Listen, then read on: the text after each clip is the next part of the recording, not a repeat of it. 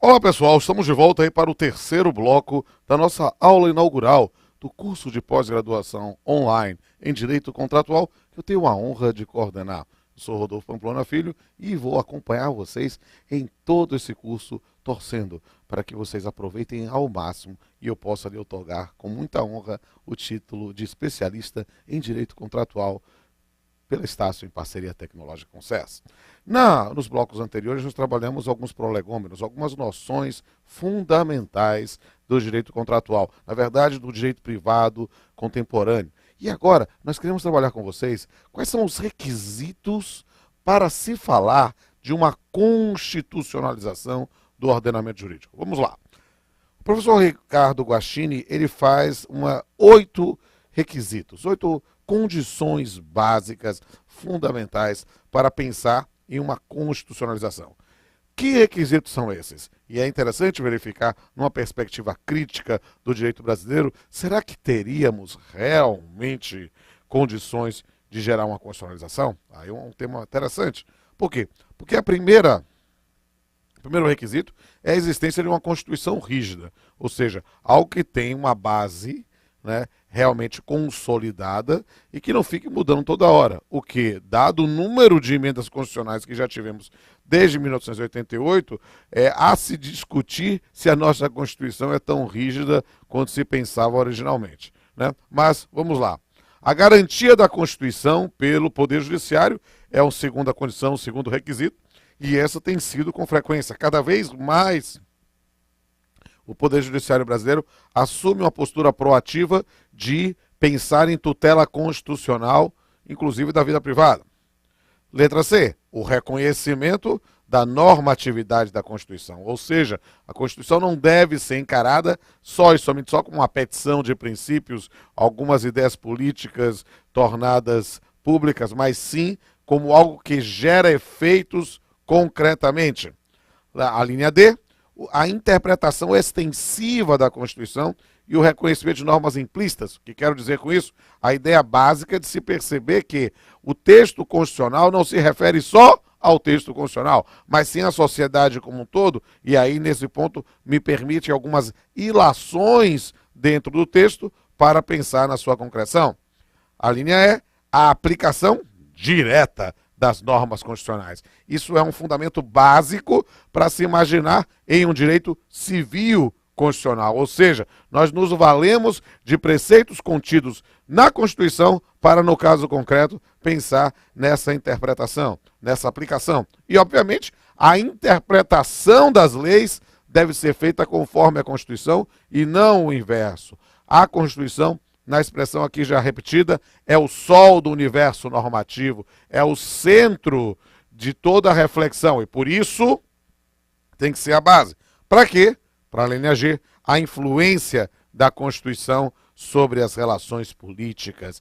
E, nesse ponto, tomar o referencial que a Constituição não pode ser mudada ou emendada ou readequada de acordo com as conveniências políticas, mas sim, as relações políticas devem tomar referência à Constituição. E nesse ponto é preciso entender, trabalhar algumas questões sobre isso que se convencionou chamar de direito civil constitucional. Ou seja, se nós estamos falando, começamos a aula, começamos esse terceiro bloco, né, com as condições, os requisitos para a constitucionalização do ordenamento jurídico, vamos falar, agora sim, do direito civil constitucional. E aqui, amigos, é preciso entender, compreender este fenômeno da constitucionalização do direito civil. Eu digo com absoluta liberdade. Eu fiz minha graduação de 91 a 94 na Universidade Federal da Bahia e digo com liberdade que naquela época, já após Constituição de 88, ainda havia muita resistência a isso.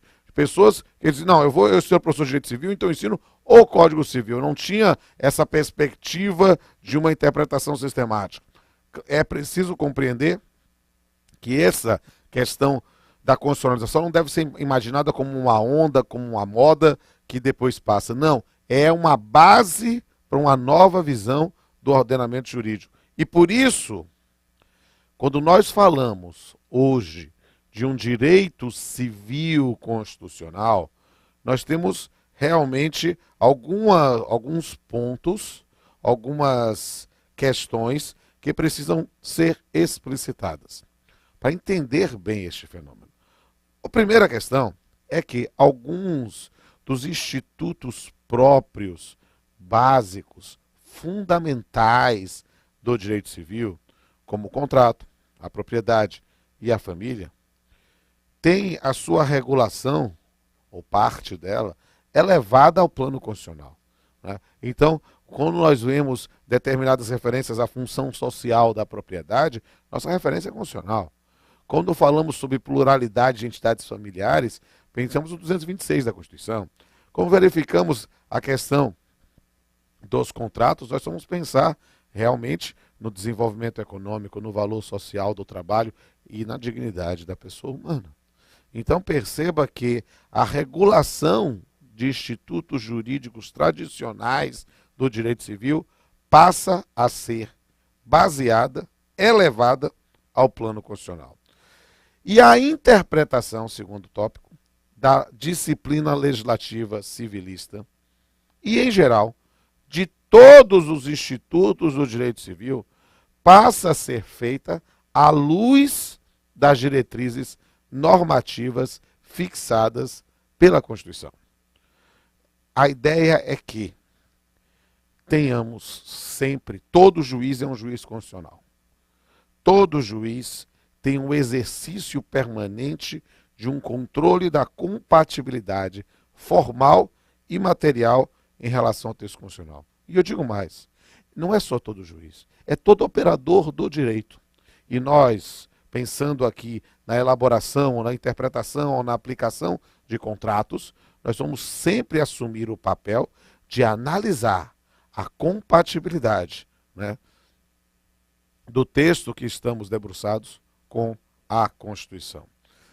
E aí, um elemento fundamental para explicar o que trabalhei no tópico anterior, dada a centralidade da dignidade humana no ordenamento jurídico, é preciso ter um progressivo reconhecimento da submissão das situações jurídicas patrimoniais às situações jurídicas pessoais, sem desprezo da importância daquelas. Ou seja, não, é preciso compreender que não se trata de Petralhas e Coxinhas, Bahia e Vitória, Corinthians e Palmeiras, Flamengo e Vasco. Não, nós temos o Flamengo e Fluminense, são tantos times que a gente acaba fazendo.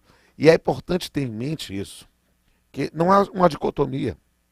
É preciso compreender bem que não é que se trata de só pensar nos aspectos pessoais e não nos aspectos patrimoniais. Não, o sistema é capitalista, o contrato, os negócios jurídicos são formas de circular patrimônio, circular créditos, circular riquezas, mas é preciso reconhecer que isso deve ser feito de forma a não fulminar, não vilipendiar a dignidade humana.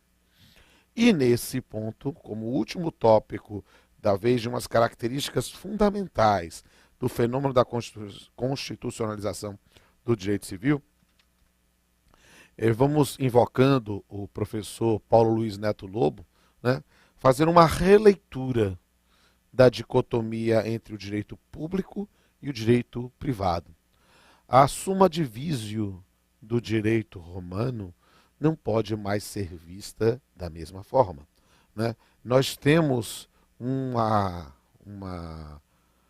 choque, uma interface da publicização e da constitucionalização. Eu vou ler um trecho da obra de Paulo Lobo. Ele fala: a denominada publicização compreende o processo de crescente intervenção estatal, especialmente no âmbito legislativo, característica do Estado social do século XX. Tem-se a redução do espaço de autonomia privada para a garantia da tutela jurídica dos mais fracos. Em suma, para fazer sentido, a publicização deve ser entendida como o processo de intervenção legislativa infraconstitucional, ao passo que a constitucionalização tem por fito submeter o direito positivo aos fundamentos de validade constitucionalmente estabelecidos, Enquanto o primeiro fenômeno é de discutível pertinência, o segundo é imprescindível para a compreensão do moderno direito civil. Tentando explicar de outra forma as palavras lapidares do nosso mestre, que, permita a nota de rodapé, fiz um Papeando com Pamplona, com o professor Paulo Lobo e com sua esposa, a fantástica professora Fabiola Albuquerque, né? Foi o episódio número 1 da 4ª temporada. Dê uma pausa daqui a pouco para relaxar e olhe lá, o Papeando foi sobre guarda compartilhada. Sensacional, sensacional. É preciso, portanto, com Paulo Lobo, explicar bem este fenômeno da constitucionalização para que não confundamos alhos com bugalhos. Não se trata de tornar público, publicizar. Não é isso. A ideia de publicização é algo que se contrapõe à privatização. Ou seja, a ideia de tornar público é de pensar em intervenção estatal. Não é isto que falamos quando mencionamos constitucionalização do direito civil. O direito civil continua privado, continua como uma forma de regulação de negócios privados, no qual o contrato é o elemento por excelência. Mas ele tem de ser interpretado, ele tem de ser analisado. Eu gosto muito da expressão prisma. Ele tem de ser olhado, mirado através do prisma da Constituição. Então, isso é fundamental. E aí, dentro dessa parte de pressupostos teóricos, nós precisamos compreender quais são os pressupostos teóricos indispensáveis para a metodologia do direito civil constitucional. Aqui invoca-se um autor que vale a pena vocês fazerem uma leitura. Pode dar pausar, anota aí, puxa aí no Google, Perfis do Direito Civil, de Pietro Perliendieri, né? Ele traz nessa obra algumas referências muito importantes sobre pressupostos teóricos para a metodologia do direito civil constitucional. O primeiro é o reconhecimento da natureza normativa da Constituição. A força normativa da Constituição que viemos trabalhando nos blocos anteriores. A segunda é o reconhecimento de uma complexidade e unidade do ordenamento jurídico e o pluralismo das fontes do direito. Nesse ponto, é preciso compreender bem a necessidade de manutenção da premissa da unidade do ordenamento jurídico. É preciso entender isso, porque quando a gente fala de uma multiplicidade de fontes, a gente pode achar que o sistema, na verdade, ele é separado, ele vai ser coordenado a posteriori. Não! O ordenamento parte de uma premissa de unidade, no qual a Constituição é o centralismo. Por que isso precisa ser explicitado? Por causa de um fenômeno que, sem sombra de dúvida, muitas vezes ele continua sendo invocado, que é o fenômeno da descodificação, ou o fenômeno também chamado dos microsistemas jurídicos. O que é isso? Perceba que fazer um código, fazer um diploma único que reja todas as relações, é uma tarefa hercúlea. O Código Civil tinha essa vocação, né? Como a Constituição o tem. Mas perceba que, dada a complexização das relações sociais como um todo, é cada vez mais comum, e nas aulas, no módulo específico, a gente vai trabalhar aspectos direcionados a disciplinas próprias, nós trabalhamos com legislação específica, com legislação autônoma. E esse fenômeno que acaba criando outros diplomas que gravitam em torno ou do Código Civil ou sempre da Constituição, é o fenômeno da descodificação. Foi um fenômeno que o Brasil viveu de forma muito evidente antes da vigência do Código Civil 2002, depois ainda temos algumas situações paralelas, mas o fato é que o Código Civil de 16, nos seus estertores, estava virando norma subsidiária. Por quê? Porque não sei se você falava em contratos, quando você vai falar sobre contratos, Você não trabalhava com o Código Civil para locação. A locação é por lei própria. Né? Quando você trabalhava determinadas modalidades da prestação de serviço, a antiga locação de serviço, se extraiu o contrato de emprego. Né? Algumas modalidades de contratação acabam sendo regidas por leis específicas. As próprias relações consumeristas saíram do âmbito do Código Civil para ter um diploma próprio, como um microsistema paralelo, com toda a sua sistematização, com sua própria principiologia.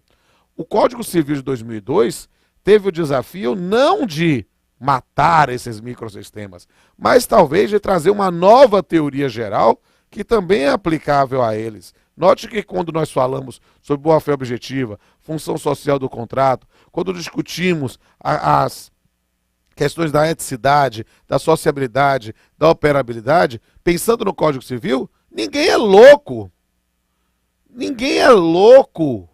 de imaginar que esses novos princípios não são aplicáveis para os outros microsistemas, mesmo anteriores ou posteriores ao Código Civil. Então, há nesse ponto, né, um fenômeno que é muito interessante. Por quê? Porque houve um período de prestígio muito maior de microsistemas. E, na verdade, até hoje se valoriza muito isso. Mas o fato é que as pessoas gostam de um livro. As pessoas gostam de um livro básico. Né? Vou mudar de câmera aqui. As pessoas gostam da Bíblia, ou do Torá, ou do Alcorão, ou do Livro dos Espíritos, da Carta de Ellen White, alguma referencial específico para se tomar, né, para a sua vida, como sua única ordem de testemunho e fé. Perceba que isso é algo interessante. Talvez a gente nem precisasse de um código novo, o Código Civil 2002. Né? Talvez se a gente realmente interpretasse as regras civis anteriores com base na Constituição, estaríamos tão bem quanto. Né? E eu vou falar sobre o Código Civil 16 e o Código Civil 2002 daqui a pouco. Mas é preciso entender que temos um código que, por vontade do legislador, foi feito e que traz um novo centralismo. É claro que esse centralismo não pode ser mais visto como isolado, né? Mas sim dentro de um novo sistema que gravita em torno da Constituição. Voltando aqui. Né? Então, é possível falar de que houve triunfos e riscos das teorias do microsistema. Né? Por quê? Porque ainda temos a edição de diplomas legais específicos a evidenciar a necessidade de tutela de certos grupos vulneráveis. Antes do Código Civil, o melhor exemplo talvez seja o Código de Defesa do Consumidor. Né? Posteriormente, o EPD, o Estatuto da Pessoa com Deficiência. Então, vamos ter que trabalhar essas questões aqui. São questões que não podem ser desprezadas. Mas é preciso ter em mente que o risco concreto de comprometimento da unidade do ordenamento jurídico e da adoção de soluções judiciais incoerentes, resultantes da aplicação acrítica e sem o esforço de compreensão do ordenamento como um sistema geral, é um risco sério. Né? A ideia de trabalhar diplomas concebidos a partir de lógicas distintas e não de uma teoria geral é algo de um risco a se trabalhar com microsistemas. Pamplona, vamos tornar isso mais concreto? Claro. Quantas vezes, meus amigos, vocês atuam em determinados ramos? Por exemplo, eu sou juiz do trabalho. Né? As pessoas dizem, não, isso aqui do Código Civil não se aplica aqui. Por que não se aplica? Ah, não, aqui é próprio. As pessoas tendem a excluir, tendem a invocar um pensamento excludente, justamente talvez para facilitar a vida, já que não vai ter que pensar em sistema.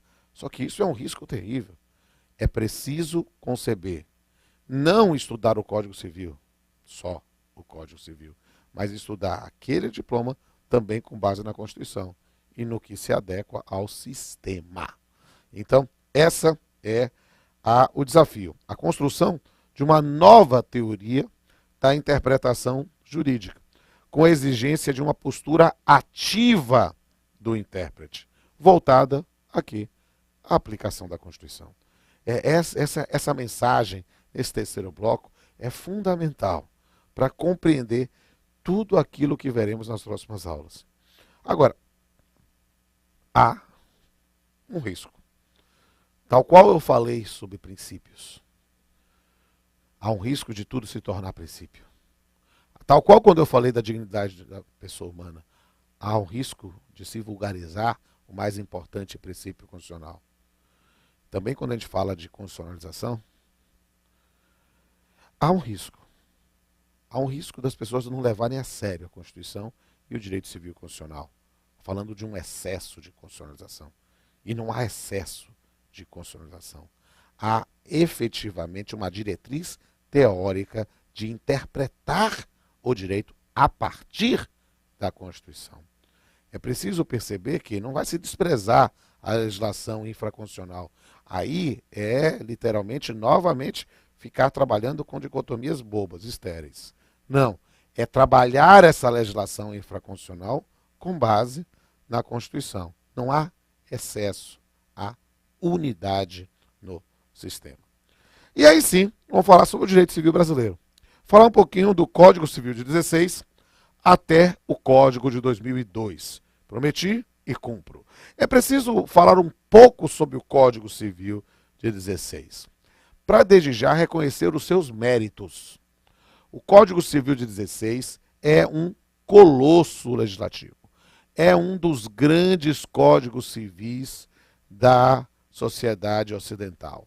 Comparável, sem qualquer favor, sem qualquer sombra de dúvida, ao Código Napoleão, Código Civil francês de 1804, ao Código Civil alemão de 1896, o BGB, ao Código Suíço de Obrigações. Sem sombra de dúvida, um grande diploma. Um diploma muito bem elaborado do ponto de vista técnico, do ponto de vista redacional. Eu sempre puxo aqui a sardinha, vou puxar a sardinha aqui para a minha baianidade, falando sobre a técnica de redação do Código Civil 16, atribuída muito às famosas, puxa aí, dá uma pausa, olha aqui em cima, bota réplica e tréplica. Rui Barbosa, Carneiro Ribeiro, uma discussão, sabe, palavra por palavra do texto do Código Civil sendo analisada para poder se elaborar o texto mais técnico e preciso possível. Voltei. Só que o Código Civil 16 não é de 16. O Código Civil 16 decorre de um projeto de 1899, apresentado por Clóvis Bevilacqua, inspirado no projeto anterior de Coelho Rodrigues, seu colega na Faculdade de Direito de Olinda, Recife. Né? E é preciso falar bem sobre esse tema. Por quê? Porque o Código Civil de 16, e a gente usa essa expressão em sala de aula com muita frequência, é um código oitocentista. É um código que reflete a postura, a concepção ideológica do século XIX. É um código que, na verdade, só se preocupa com 5 sujeitos, com 5 homens. A expressão não é minha, mas da professora Judite Martins Costa, com o professor Gerson Carlos Branco, naquele livro Diretrizes Teóricas do Novo Código Civil. Né? Só o Código Civil foi pensado para 5 homens: o pai de família, o contratante, o proprietário, o possuidor e o testador. Se você não se enquadrasse num dos 5 perfis, que queime no mármore do inferno. Né? Mulheres poderiam, na redação original do Código Civil 16, passar a vida toda e não adquirir capacidade plena. Né? Nascia absolutamente incapaz, tornava-se relativamente com 16, casasse entre os 21, saía do jugo do pai para o jugo do marido. Filhos havidos fora do casamento, queime no mármore do inferno. Casamento que não fosse da Igreja Católica Apostólica Romana, que queime no mármore do inferno. Ou seja, divórcio só vai surgir com a emenda constitucional em 77. Gente, era um diploma conservador, patrimonialista, machista, decorrente de uma sociedade agrária recém-saída da escravidão. Então, essa ideologia que estava no Código, ainda que se respeite a sua técnica legislativa, fez com que ele passasse por várias mudanças, várias tentativas de modificação. Modificações, às vezes, em microsistemas, como já trabalhei aqui na aula de hoje, modificação, às vezes, com esses retalhos. Né? A própria lei de introdução ao Código Civil, que é, nesse ponto, mudada de nome, o Brasil tem uma lei para mudar o nome da lei, para a LINDB, para a Lei de Introdução às Normas no Direito Brasileiro, ela na verdade é posterior a um decreto, lei dos anos 40, que substituiu a introdução ao Código Civil original. Os prazos de prescrição foram mudados, leis geraram modificações, Estatuto da Mulher Casada, em especial nessa questão que diz respeito à capacidade da mulher. Várias tentativas de modificação também de outros códigos, o chamado Código Orlando Gomes, né? Foi uma das propostas, mas tentou-se modificar. E talvez não se precisasse ter um novo código. Talvez bastasse a atualização axiológica da Constituição de 88 para termos uma melhor interpretação. Só que temos um novo código desde 2002, abrangente. E é sobre ele que eu começo o próximo bloco.